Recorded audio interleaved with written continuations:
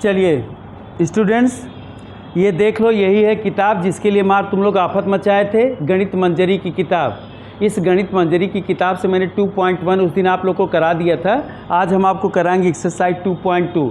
इसी बुक से एक एक क्वेश्चन आपको 2.2 समझा रहे हैं। अब एक्सरसाइज 2.2 में देखिए, पहला क्वेश्चन आपका लिखा गया है, find the value of the linear polynomial 5x - 3 if x = 0, x = -1, x = 2। पहले दिन मैंने आपको बताया था पॉलिनोमियल होता क्या है, पॉलिनोमियल की डिग्री क्या होती है, पॉलिनोमियल में कोफिशिएंट क्या होता है। पहली एक्सरसाइज में ये कवर किया गया था। दूसरी एक्सरसाइज में अब आपको वैल्यू बतानी है, जैसे 5x - 3 इफ़, तो 5x - 3 आपका एक लीनियर पॉलिनोमियल है जिसकी डिग्री 1 है। इसका वैल्यू आपको बताना है अगर x का वैल्यू होगा 0, इफ़ x = 0। तो देखिए फर्स्ट पार्ट में आप क्या करोगे, यहाँ लिखोगे 5x - 3। अब देखो x का वैल्यू 0 रखना है, तो 5 × 0, 5x का मतलब होता है 5 × x। तो यहाँ पे 5 × 0 होता है, यहाँ पे मल्टीप्लाई छिपा रहता है, वो लिखा नहीं जाता है। 5x - 3, 5 × 0 - 3, 5 में 0 से मल्टीप्लाई करोगे तो हो जाएगा 0 - 3 = -3। This is your answer. Now x = -1। इस केस में देखो 5x - 3 है, अब आपको x का वैल्यू -1 रखना है, तो 5 × -1 -3। 5 में -1 से मल्टीप्लाई किया तो -5 हुआ, और फिर -3 हुआ, तो हो गया -8। थर्ड वाले केस में देखिए, यहाँ पर फिर आपको वही लिखना है 5x - 3। यहाँ पर आपको x का वैल्यू 2 रखना है, तो आप लिखोगे 5 × 2 - 3, 10 - 3 = 7। ये आपका आंसर है। मतलब एक बार आपको x का वैल्यू 0 रखना है, एक बार आपको x का वैल्यू -1 रखना है, और एक बार आपको x का वैल्यू 2 रखना है। सेम क्वेश्चन देखिए, क्वेश्चन नंबर 2 में भी आपको यही काम करना है। क्वेश्चन नंबर 2 में आपसे क्या कह रहा है, क्वेश्चन नंबर 2 में आपका पॉलिनोमियल चेंज हो गया है। यहाँ पर आपको दिया गया क्वाड्रेटिक पॉलिनोमियल। ये लीनियर पॉलिनोमियल की जगह पर यहाँ पर क्वाड्रेटिक पॉलिनोमियल हो गया है, और क्वाड्रेटिक पॉलिनोमियल आपका लिखा गया 4s² - 4s + 6, 4s² - 4s + 6। ये s है, इसको 5 मत समझिएगा। यहाँ पर दिया गया है x का वैल्यू 0 है, फिर दिया गया है s का वैल्यू, यहाँ पर s = 0 है, फिर लिखा गया s = -3। अगले वाले क्वेश्चन में -3 दिया गया है, और अगले वाले में दिया है s का वैल्यू 4 दिया गया है। अब आपका क्वाड्रेटिक पॉलिनोमियल बन गया। इसी क्वाड्रेटिक पॉलिनोमियल में एक बार आपको s का वैल्यू 0 रखना है, एक बार आपको s का वैल्यू -3 रखना है, और एक बार आपको s का वैल्यू 4 रखना है। अब देखिए आपका पॉलिनोमियल है 4s² - 4s + 6। यहाँ पर लिखोगे 4 × अब s की जगह पे 0 रखना है, तो आप लिखोगे 0 का स्क्वायर 4 × 0 + 6। 4 × 0 का स्क्वायर हो गया 0 - 0 + 6। अब इसका आंसर आएगा आपका 6। जो आपने सोल्यूशन किया उसको अपना आंसर चेक कर लीजिए कैसे आपने सॉल्व किया है। अब यहाँ पर देखो s का वैल्यू -3 रखना है, तो ये हुआ 4s² - 4s + 6। 4 × -3 का स्क्वायर -4 × -3 + 6। जहाँ पर s है वहाँ पर मैंने वैल्यू s की -3 रख दी है।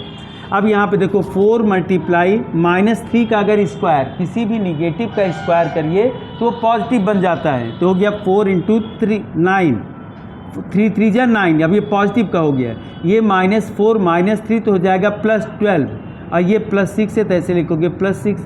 3 का स्क्वायर, यहाँ पे देखिए 4 × -3 का स्क्वायर, -4 × -3 + 6, ये हो गया 4 9 जा 36, ये है। अब प्लस यहाँ पे है 12, और प्लस यहाँ पे है 6, और 12 6 कितना हुआ 18, 36 + 18। अब देखिए 8 6 14, 3 1 4 1 5, इसका आंसर हो गया 54। अब जो थर्ड पार्ट है उसमें x का वैल्यू आपको क्या रखना है, s का वैल्यू -3 रखा आपने, और एक बार अब आपको s का वैल्यू क्या रखना है, s का वैल्यू रखना है 4। जब आप s का वैल्यू 4 रखोगे, इसका आंसर ज़रा चेक करो, देखो सही है।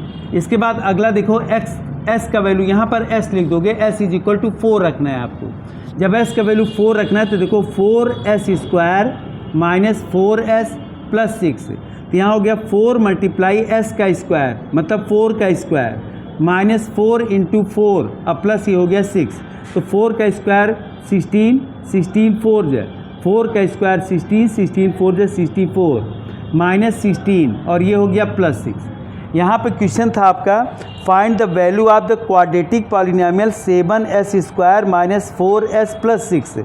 अब जब इसका वैल्यू आप निकालेंगे तो देखो 64 माइनस 16 प्लस 6 है, तो 64 माइनस 16 प्लस 6, ये दोनों वैल्यू एक साथ आप सॉल्व करोगे तो माइनस 16 प्लस 6 ये हो गया माइनस 10, 64 माइनस 10 तो हो गया 54, इसका भी आंसर आएगा 54।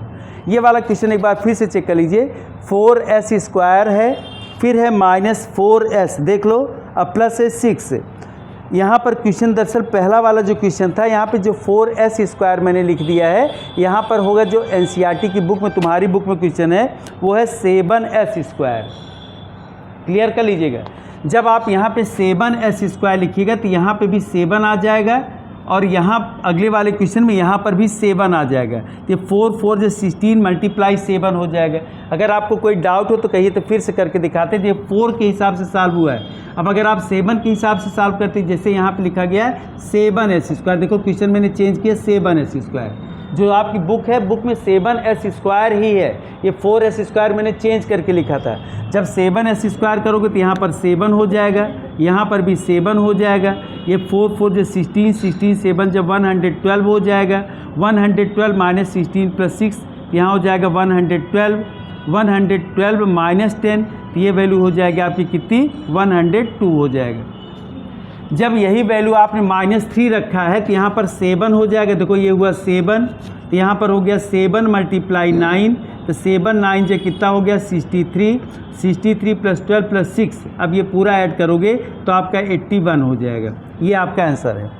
और जब आप s का वैल्यू 0 रखेंगे तो यहाँ पर हो जाएगा 7 इंटू 0 का स्क्वायर माइनस 4 इंटू 0 प्लस 6, तो यहाँ पर ये भी 0 होगा, ये भी 0 होगा, तो बचेगा केवल 6। अब यही आपका आंसर हो जाएगा। ये आपका क्वेश्चन नंबर 1, क्वेश्चन नंबर 2 ख़त्म हो गया।